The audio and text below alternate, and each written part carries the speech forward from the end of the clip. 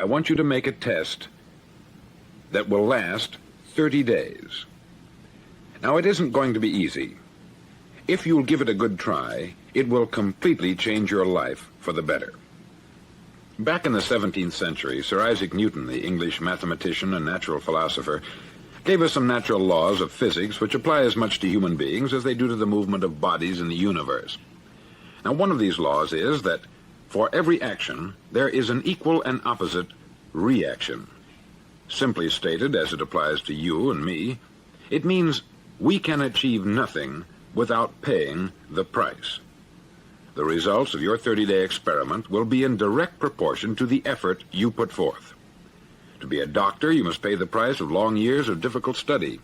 To be successful in selling, and remember that each of us succeeds to the extent of his ability to sell, selling our families on our ideas, selling education in schools, selling our children on the advantages of living the good and honest life, selling our associates and employees on the importance of being exceptional people, to, of course, the profession of selling itself. But to be successful in selling our way to the good life, we must be willing to pay the price. Now, what is that price? Well, it's many things. First, it's understanding emotionally, as well as intellectually, that we literally become what we think about, that we must control our thoughts if we're to control our lives. It's understanding fully that, as ye sow, so shall ye reap. Secondly, it's cutting away all the fetters from the mind and permitting it to soar as it was divinely designed to do. It's the realization that your limitations are self-imposed, and that the opportunities for you today are enormous beyond belief. It's rising above narrow-minded pettiness and prejudice. Thirdly, to use all your courage to force yourself to think positively on your own problem, to set a definite and clearly defined goal for yourself, to let your marvelous mind think about your goal from all possible angles, to let your imagination speculate freely upon many different possible solutions, to refuse to believe there are any circumstances sufficiently strong to defeat you in the accomplishment of your purpose, to act promptly and decisively when your course is clear, and to keep constantly aware of the fact that you are, at this moment, standing in the middle of your own acre of diamonds, as Russell Conwell used to point out. Fourth, save at least 10% of what you earn. It's also remembering that no matter what your present job, it has enormous possibilities if you're willing to pay the price. Now let's just go over the important points in the price each of us must pay to achieve the wonderful life that can be ours. It is, of course, worth any price. 1, you will become what you think about. 2, remember the word imagination. Let your mind soar. 3, courage. Concentrate on your goal every day. 4, save 10% of what you earn. And action. Ideas are worthless unless we act on them. Now I'll try to outline the 30-day test I want you to make. Now keep in mind that you have nothing to lose by making this test, and everything you could possibly want to gain. There are 2 things that may be said of everyone. Each of us wants something, and each of us is afraid of something. I want you to write on a card what it is you want more than anything else. It may be more money. Perhaps you'd like to double your income or make a specific amount of money. It may be a beautiful home. It may be success at your job. It may be a particular position in life. It could be a more harmonious family. Each of us wants something. Write down on your card specifically what it is that you want. Make sure it's a single goal and clearly defined. You needn't show it to anyone, but carry it with you so that you can look at it several times a day. Think about it in a cheerful, relaxed, positive way each morning when you get up, and immediately you have something to work for, something to get out of bed for, something to live for. Look at it every chance you get during the day and just before going to bed at night. As you look at it, remember that you must become what you think about, and since you're thinking about your goal, you realize that soon it will be yours. In fact, it's yours really the moment you write it down and begin to think about it. Look at the abundance all around you as you go about your daily business. You have as much right to this abundance as any other living creature. It's yours for the asking. Now we come to the difficult part. Difficult because it means the formation of what is probably a brand new habit, and new habits are not easily formed. Once formed, however, It'll follow you for the rest of your life. Stop thinking about what it is you fear. Each time a fearful or negative thought comes into your consciousness, replace it with a mental picture of your positive and worthwhile goal. There will come times when you will feel like giving up. It's easier for a human being to think negatively than positively. That's why only 5% is successful. You must begin now to place yourself in that group. For 30 days, you must take control of your mind. It will think only about what you permit it to think. Each day for this 30-day test, do more than you have to do. In addition to maintaining a cheerful, positive outlook, give of yourself more than you've ever done before. Do this knowing that your returns in life must be in direct proportion to what you give. The moment you decide on a goal to work toward, you're immediately a successful person. You're then in that rare and successful category of people who know where they're going. Out of every 100 people, you belong to the top 5.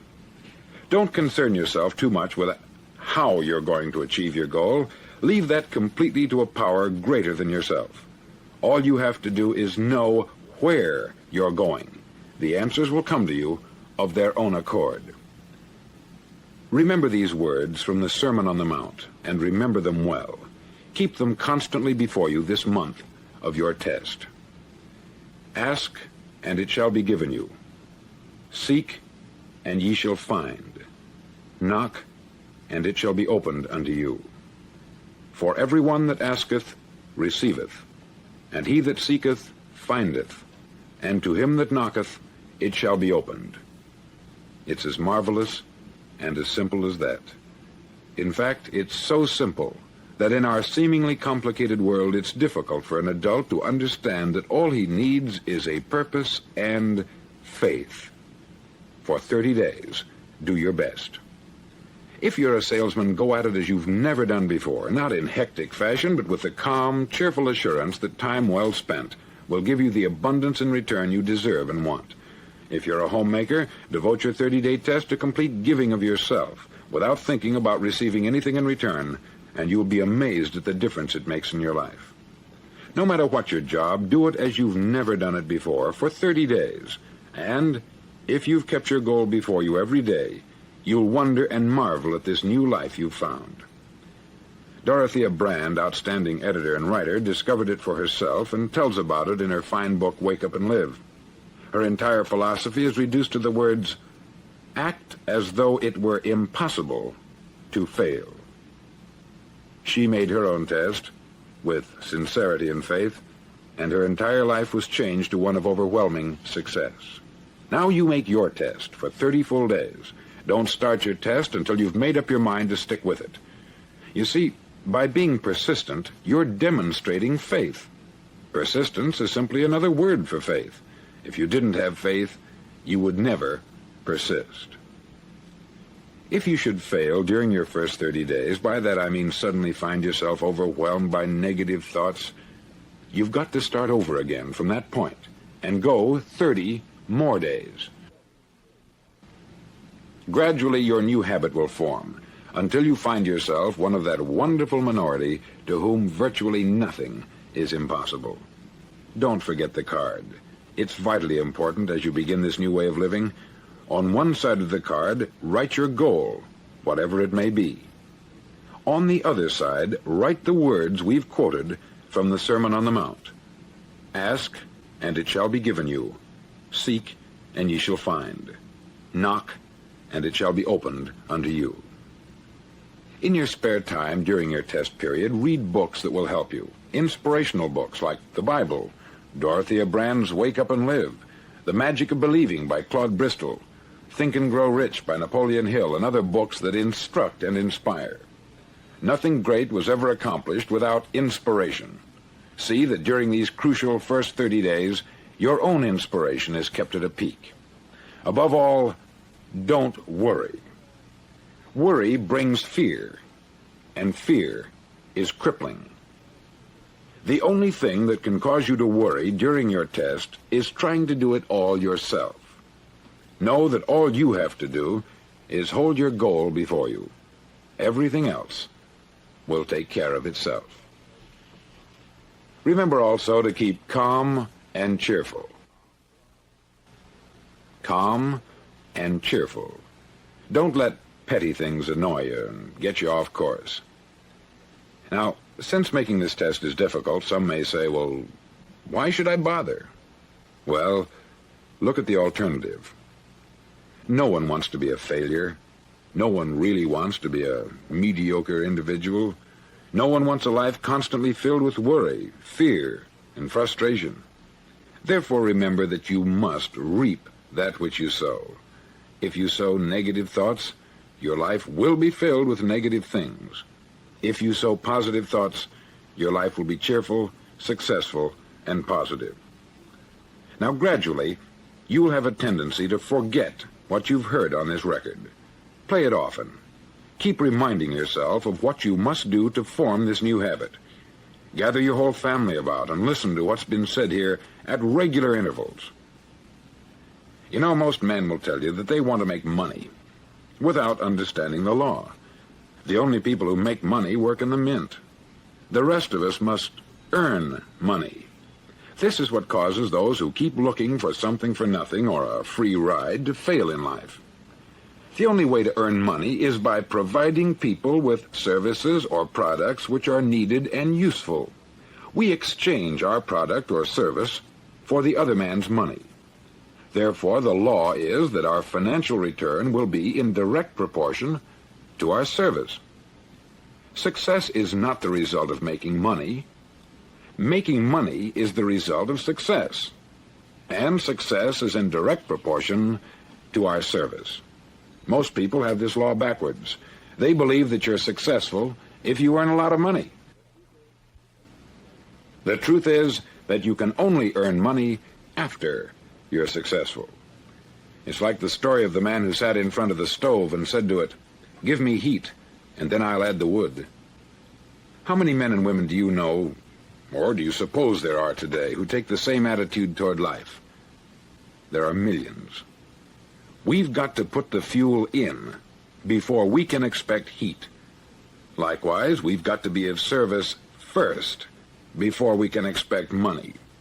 Don't concern yourself with the money. Be of service.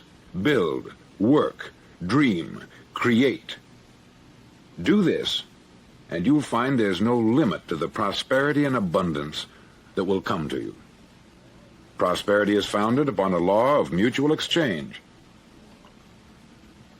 Any person who contributes to prosperity must prosper in turn himself. Sometimes the return will not come from those you serve, but it must come to you from someplace, for that is the law. For every action, there is an equal and opposite reaction.